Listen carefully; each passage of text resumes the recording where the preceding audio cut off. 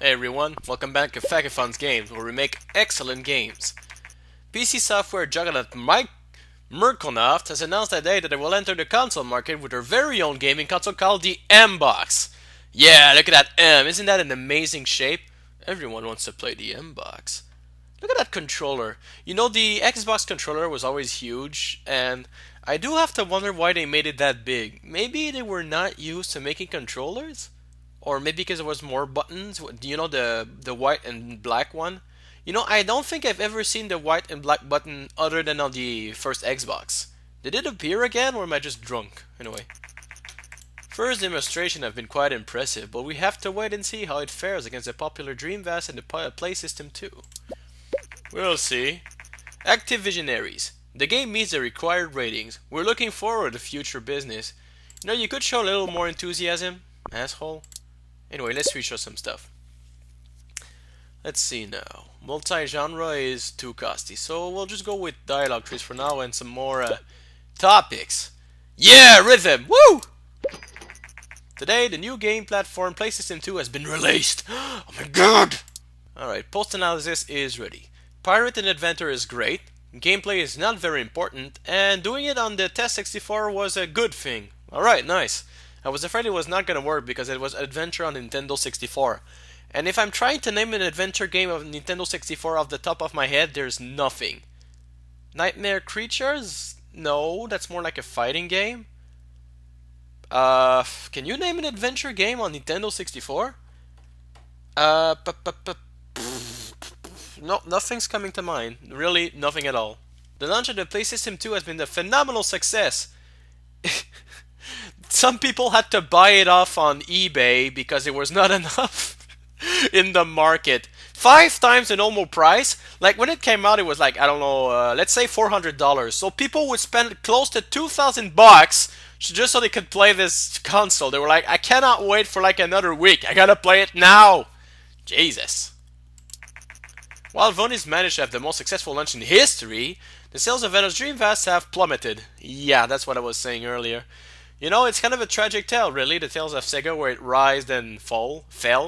And Nintendo was pretty much just the guy who everyone loved because he was so cute. I seem to recall that one of the... Do you have any memories about video games? Just something that really just... no, not scarred, that's not the right word. Just like, it printed an image on your brain forever. Like, it was something so special that it was in your head forever. I think one of those images I have in my head is the first time I was able to fly in Super Mario World. That sounds very silly, but when I was young, I was never able to fly with the cape. I didn't know how, and nobody I knew how, so I just flew up and then flew down, right? And eventually, I finally learned that to be able to fly, you just gotta tap backwards a little bit, right? So you can like float around. And that was one of the most awesome moments of my childhood, just flying in Super Mario World. You know, you could fly with the raccoon tail in Mario 3, but it was always limited, and eventually you'd run out of breath. But with the cape, you could fly to the end of the level, and that was just awesome. It was like having a P-wing all over again. It was fucking great. I think one of the other memories I have too that was just imprinted in my brain is like, does any one of you remember the Gears of War 1 ad? You know, the old trailer for the first Gears of War? It was something special because you remember the song that came with it? It was Mad World. You would never expect that kind of song in a Gears of War game today. I mean, Gears of War is all about the action, the fucking explosions and shit like that. But think back to that ad where there was Mad World in it. It's just, when you see that ad, there's something so powerful about the images there, right? I mean, there's no sound. There's barely any sound. All there is the music and a lone guy fighting the aliens with that sad music playing in the background with the like the sun setting and all of that. That was some powerful shit, man. What the fuck happened to that imagery? If you think about Gears of War today, you don't have that image at all in your brain, am I right? I mean, not even close. Nobody would think Mad World when they're playing Gears of War with like the Coltrane and Carmine the Fifth and all that shit. Nobody would think of that. No one. So why did it launch its game with that kind of idea in mind at first? What happened? Why did it suddenly go for more action? It just became more action, right? That's what the sequels were, more action. In Gears of War 1, there was a lot of action, and then they put more and they put more. More action. That's what sequels are all about. More action. Find a publishing deal. Rhythm, any genre. Oh, let's try it out. And it's not a I'm not criticizing it for having more action. It's how every game in the world works. Think about it. Think about the first Zelda game. When they made the second game, what did they do? Put more action, right? It was more action oriented. Mario games. I mean, if you compare the Mario Brothers to Super Mario World or Mario 3 even, there's more action in Mario 3 and there's even more action in Super Mario World. When you go to the 64 era, there's even more action. You can jump on walls, slide, kick, do that spin move. I mean, there was more action. That's what it's all about.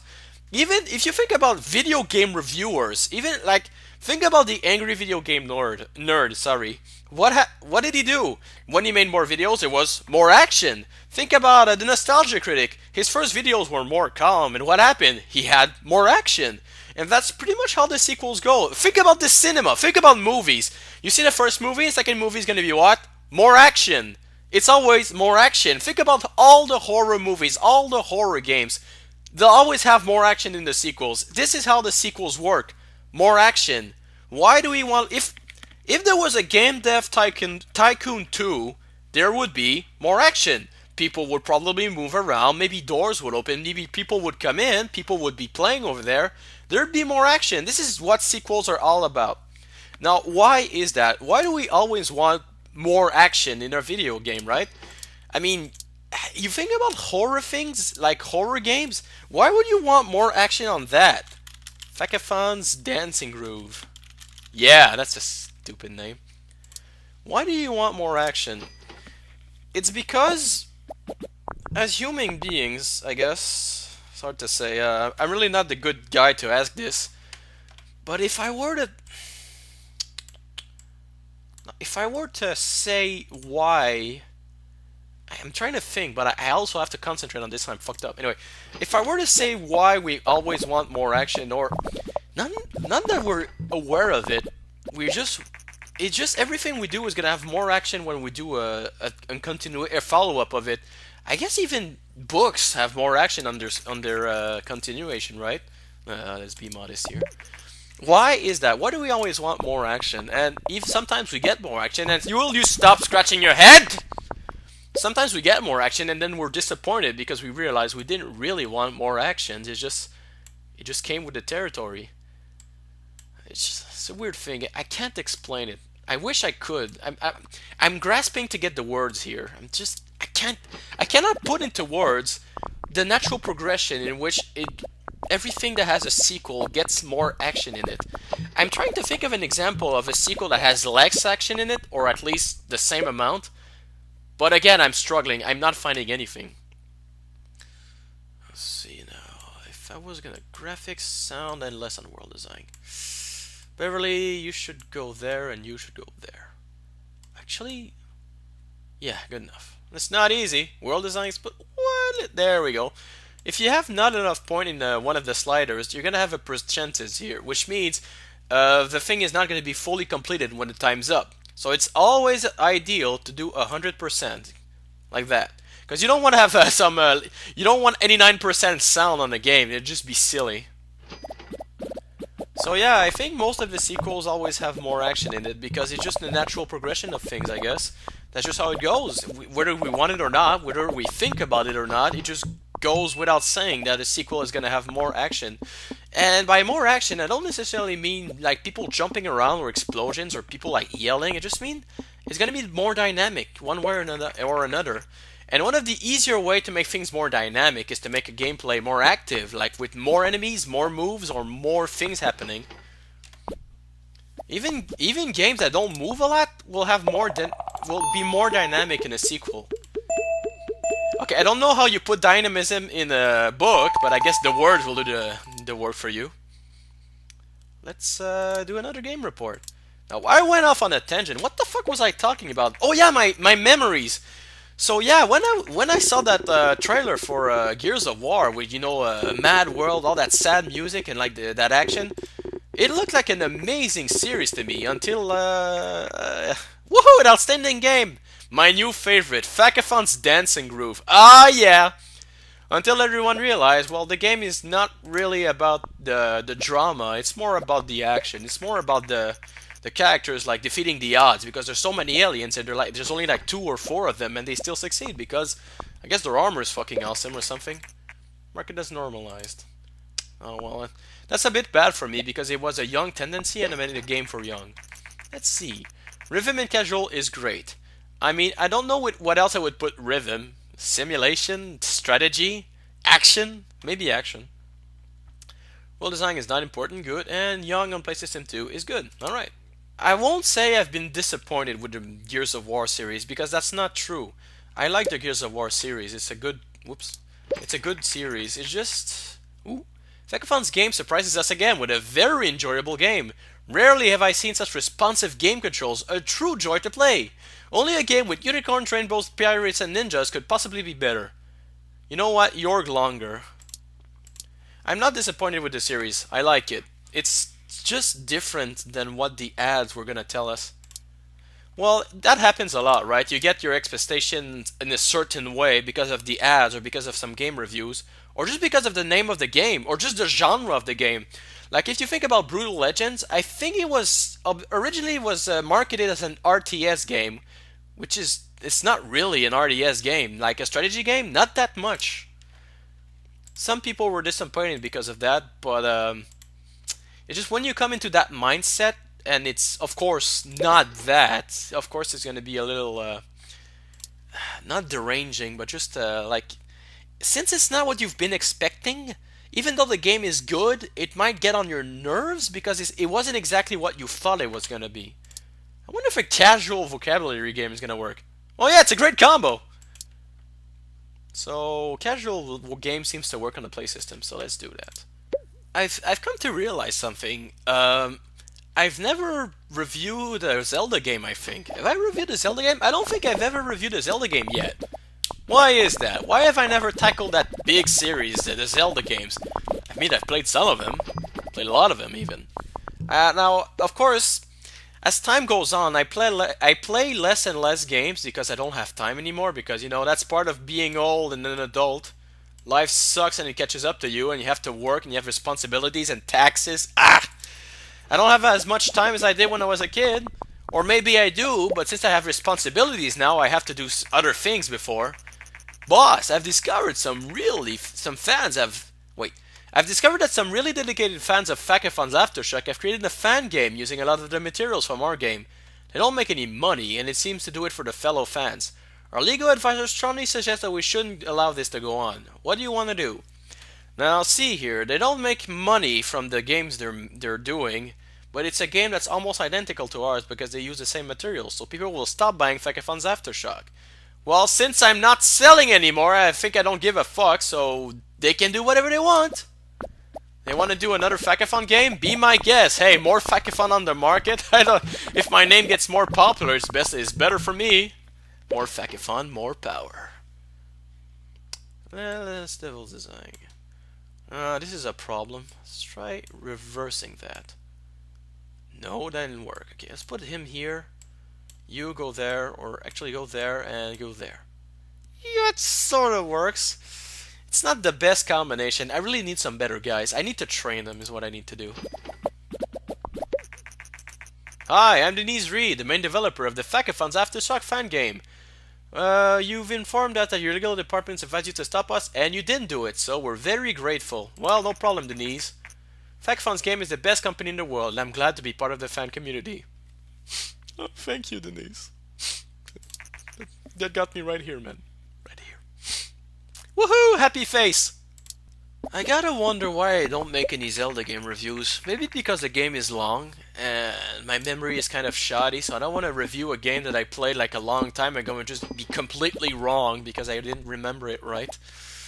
And also, there's some other problem which I won't talk about, because if I talk about it, I'm gonna get crucified. So I'm not gonna talk about it. Now everyone's curious, I'm sorry, but I can't talk about this particular problem. It's personal. Let's see now. Ooh, better graphics or the multi-genre? Fuck it, let's go with better graphics. Woo! Wait, actually, let's go with multi-genre first. There we go. What else can I research? Branching stories, soundtrack, video playback, AI companions. Go with soundtrack. Everyone loves soundtracks. Novakin, Novakin, and that's it. Ah, let's see now. Come on, good stuff, good stuff. What do you mean 6? What do you mean 6? What do you mean 5? Yeah, that's better. Come on, come on, come on, come on, come on. Give me the good stuff.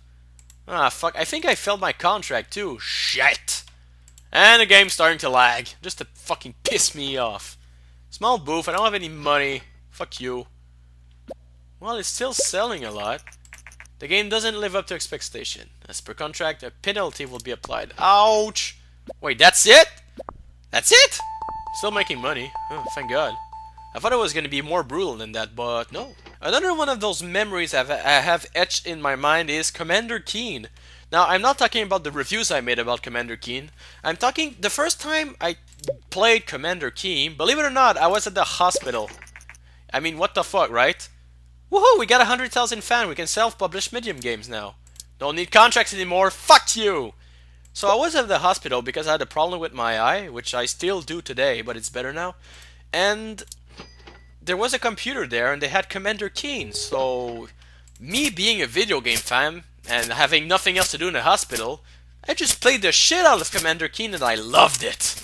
Today, it doesn't live up to my expectation anymore because, well, it grew old. It's not as fun as it used to be. But goddamn, at the time, this was the best game I had ever played. Commander Keen, who would believe that?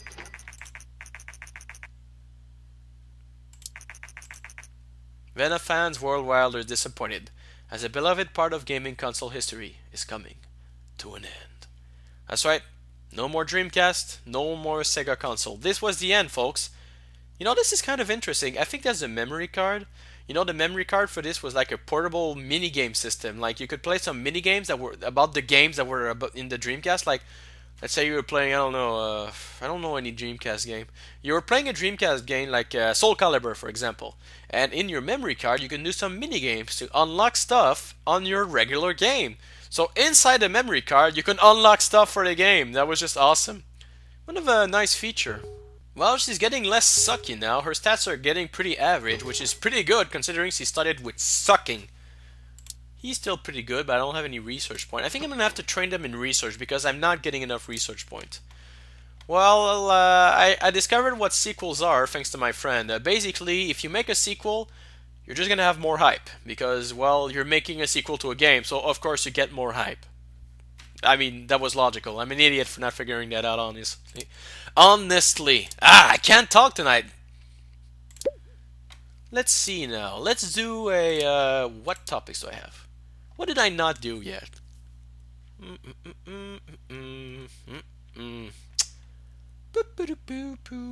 can't know. I don't know. I guess I could do another post-apocalyptic. Why not? This time it's going to be an action RPG. I'm letting you guess what game I'm talking about. That's right, Fallout 3. So let's call it Fakafon 3. That is the stupidest name I've ever come up with. One of the problems in this game is that you have to constantly keep up with technology, and you have to constantly have good people working for you because what does an action RPG need? Shit. Good engine. Wait, no. Shit. Fuck. I don't know. What does a good action RPG game needs? A lot of good gameplay and good engine. Yeah. Wait, no, like this. Yeah. Fuck. Crap. Fuck the tutorials. Nobody wants that. Holy shit. I don't know what the fuck I'm supposed to do here. I'm completely lost. Ah, shit. It's one of those days. Ah, crap. They have to go on vacation. Fuck. Come on. Just stop drinking coffee and go on vacation! That fucker won't go on vacation because he's drinking coffee? What the fuck? I've never heard such a poor excuse not to go on vacation than drinking coffee! I think I lost my mind for a second there. Learn to Speak with Fakafon is now off the market. $1.9 million. How do you make $1.9 million with a game like Learn to Speak with Fakafon? Oh great, they're scratching their head in stereo now. Oh, you had to join in too. You just had to join in too, didn't you, you fucking idiot? Go drink your fucking coffee. Oh my god, he's still scratching his head. What the fuck is wrong with you? You have any? Does anyone use shampoo? Do you guys know what shampoo is? What the fuck is this? The game sphere? How do you put that underground? It's a sphere. It's gonna roll over. What are you fucking stupid? The game ball? What the fuck? You can't play this. It's round. It's gonna roll over. You're just gonna like tug on your controller. It's gonna fuck away. Your dog's gonna play with it and chew it up because he'll think it's a ball. Your fucking brother's gonna kick it around thinking it's a soccer ball by accident. Your mother's gonna pick it up and put it in the laundry. You know what game needs more action? Phoenix Wright! Object blast! Yes!